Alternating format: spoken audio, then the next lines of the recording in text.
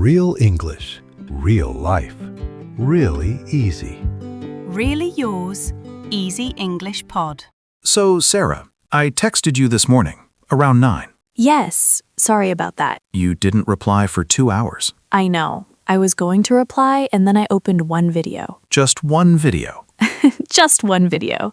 And then another one started. And I thought, okay, just this one. And then I looked at the clock and it was 11. 2 hours. 2 hours. I was sitting on my sofa in my pajamas at 11 in the morning. So you were maybe wasting a little time? Maybe just a little. But I felt terrible after, like I'd lost something I couldn't get back. That feeling, that's exactly what we're talking about today. Yes. Hi everyone, I'm Sarah. And I'm David. Welcome to Easy English Pod. Real English, real conversations, and tips you can use today. And before we start, a small favor.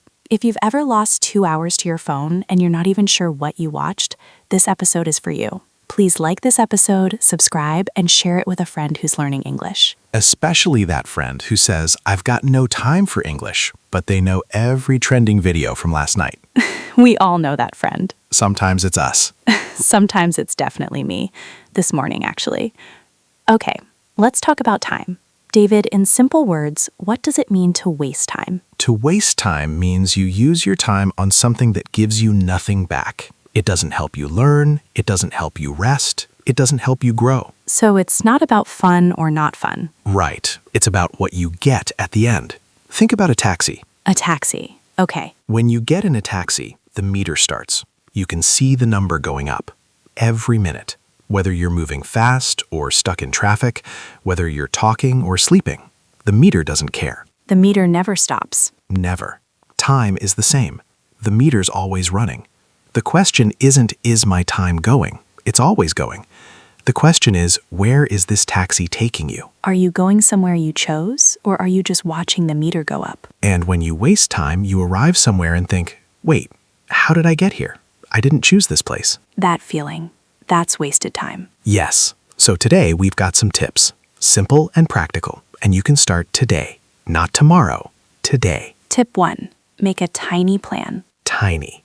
Not big. Yes, and David, you have a good story for this one. I do.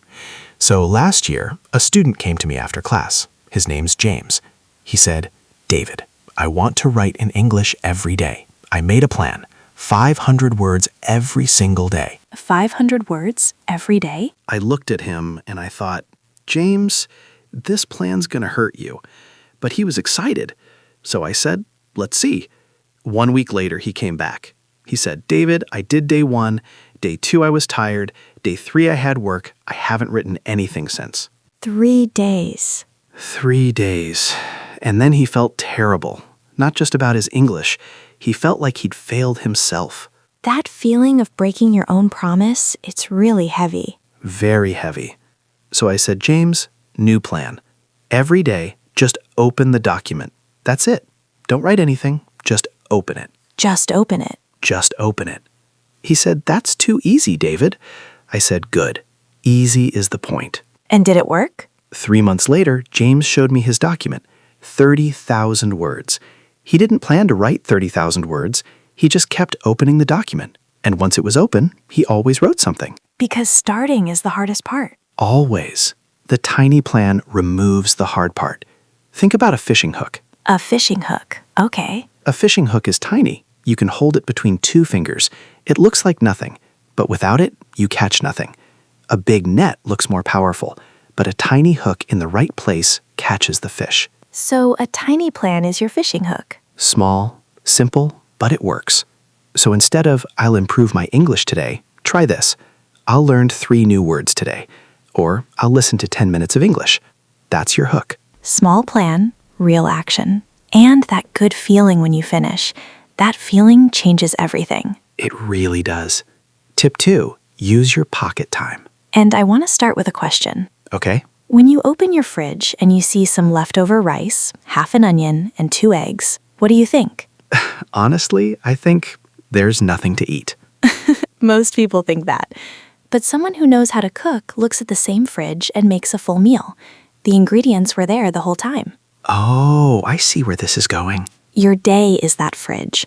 Most people open their day and say, I've got no time for English. But the time's already there. 5 minutes waiting for the bus, 8 minutes in a taxi, 3 minutes waiting for coffee. The leftover minutes. Exactly. And I have a friend, her name's Lisa. She's a nurse. She works 12-hour shifts. She told me, Sarah, I've got no time. I'm on my feet all day. That sounds like a lot of people listening right now. I think so. But I asked her, how many times do you take the elevator every day? She thought about it. She said at least 10 times. Each time is about 2 minutes. That's 20 minutes every day. 20 minutes she was just standing there looking at the elevator doors. So she started listening to English in the elevator. Just in the elevator, nowhere else. Just the elevator. 6 months later, Lisa passed an English exam, a professional exam for her hospital. She told me, Sarah, I thought that exam was impossible for me, but she passed it. From elevator rides. Those leftover ingredients became a real meal. Exactly. So look at your day right now. Where are your leftover minutes? The bus, the subway, waiting for food, walking somewhere. Pick one, just one, and use it for English today. You don't need a new hour. You just need to look at your fridge differently. Tip 3. Make English fun. This one's so important because if English feels like a punishment, your brain will run away from it every time. Your brain moves toward things that feel good and away from things that feel heavy. If studying English always feels serious and hard, your brain will find a way to avoid it. I see this with my students all the time. They try to study grammar for 2 hours, and their brain starts finding reasons to stop. Suddenly they're hungry. Suddenly they need water. Suddenly their phone is very interesting. The brain escaped. The brain always finds a way out. So I stopped fighting the brain. I started working with it. I had a student last year. His name's Carlos. He hated grammar. Every time I said, let's do grammar, he looked at me like I'd said something terrible. But he loved something. Basketball. He talked about basketball every single day before class. So I said, Carlos, this week, don't study grammar. Just watch NBA press conferences in English. The coaches and players talking after the game. That's it. And? 2 weeks later, he came to me with a notebook. He'd written down words he kept hearing. Pressure, execution, transition. He said, David, these words keep coming up. What do they mean outside basketball? Oh, he got curious. So curious. And that curiosity took him everywhere. 3 months later, his vocabulary had doubled. He didn't study. He just watched basketball, and his brain did the rest. Because he was relaxed, and a relaxed brain learns so much faster. When you're having fun, your guard's down. Your brain takes in new things without feeling stressed. So connect English to what you already love. Love cooking? Watch English cooking videos. Love music? Read the words while you listen. Love sport? Watch English commentary. You're not wasting time. You're learning. And because it's fun, you'll come back tomorrow. That's how real habits start. Tip 4. Watch out for what steals your time. And the biggest thief for most people is right in their pocket. The phone. The phone. And I want to tell you something interesting about this. Tell us. You know that feeling when there's a mosquito in your bedroom at night? Oh, yes. That feeling's terrible. You can't see it, you can't find it, but you know it's there, and your brain can't relax. Part of your brain is always listening, always waiting. You can't really sleep. Even when the room's quiet, you're not really resting. Right. Your phone on the desk is that mosquito. Even when you're not looking at it, part of your brain is waiting for it, waiting for the sound, waiting for the light. That part of your brain isn't studying. It isn't resting. I tested this. A few months ago, I moved my phone charger from my bedroom to the kitchen. Just moved the charger. Just the charger, nothing else. The first week felt strange. I kept reaching for my phone and it wasn't there. But then something happened. I started sleeping better. I started reading before bed, and the next morning I felt more focused. You removed the mosquito from the room. I didn't fight it. I didn't delete my apps. I didn't make big rules. I just moved the charger. One small change. Big difference. So when you want to study English, put your phone in another room. Not silent, not face down, another room. Kill the mosquito. Because when your brain stops waiting, it starts working. And things that used to take 1 hour take 30 minutes. because your full brain is finally there. Tip 5. Rest is not wasting time. This is the one I really want everyone to hear. So many learners feel guilty when they rest. They think, I should be studying. I'm wasting time. But rest isn't the opposite of progress. Rest is part of it. Think about your phone when you've got 50 apps open at the same time. Oh, I know this feeling. What happens? Everything gets slow. Pages take forever to load. Sometimes it just freezes completely. And when it freezes, what do? I restart it. And after the restart? It's fast again. Everything works properly. We're exactly the same. If we never restart, we get slower and slower until we freeze. And a frozen brain doesn't learn anything. I want to share a story about two of my students. Last year, they were preparing for the same English exam. Same level, same class. Student 1, Amy, she studied 6 hours the night before, slept 4 hours. Student 2, Ben, he studied 2 hours, slept 8 hours. And? Ben scored higher. Amy came to me after the exam. She said, David, I don't understand. I studied so much more than Ben. I asked her, how did you feel inside the exam room? She said, I walked in and everything I studied the night before was just gone, like someone deleted it. Sleep didn't waste her time. Sleep was the studying. When you sleep, your brain takes everything from the day and organizes it. It moves things from short memory to long memory. Without sleep, the information just disappears. Amy studied 6 hours and remembered nothing. Ben studied 2 hours, slept well, and remembered everything. Rest isn't lazy. Rest is smart. If you're tired right now, rest. Don't feel guilty. You're not stopping. You're restarting your phone. And a restarted brain learns more in 20 minutes than a frozen brain learns in 2 hours. Okay, tip 6, and this one surprises a lot of people. What is it? Stop wasting time looking for the perfect method. Oh, yes, this is a big one. Think about this. You're hungry, you open your phone, and you start looking at restaurants. You read reviews for the first restaurant, then you find a better one, you compare prices, you compare menus, you watch videos about the best dishes, you ask your friends, you go back and compare again. And then? An hour later, the restaurants are closing. You go home hungry. You spent 1 full hour preparing to eat, and you never ate anything. That's exactly what a lot of English learners do.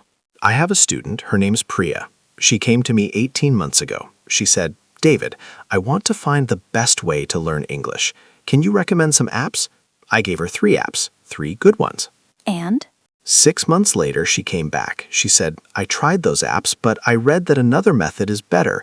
Can you recommend some YouTube channels? I gave her 5 channels. Another 6 months passed. She came back again. David, I read that listening is more important than reading. Should I change my whole plan? 18 months and she was still looking. 18 months of research, 0 progress. Because she was always preparing to start, but she never actually started. The searching felt like studying, but it wasn't. A plan you actually do, even if it's not perfect, is worth 100 perfect plans you never start. Exactly. Pick one thing, any reasonable thing, and do it for 30 days before you look for something better. Stop eating restaurant reviews. Just eat. Yes. Tip 7. Don't wait until you're ready. This might be the most important tip of all. Think about traffic lights. You're in your car and you want to start driving. You think, I'll wait until all the lights ahead are green, all of them, then I'll go. But that never happens. That never happens. The lights are never all green at the same time. You just have to start driving and deal with each light as it comes. Waiting for the perfect moment to start English is the same thing. I had a student 2 years ago. Her name's Jenny. She said, David, I'll start studying seriously after my work project finishes. Okay, I said. The project finished. She came back and said, now I need a vacation. After the vacation. And after the vacation? The holidays are coming. After the holidays. Then I'm moving apartments. After I move.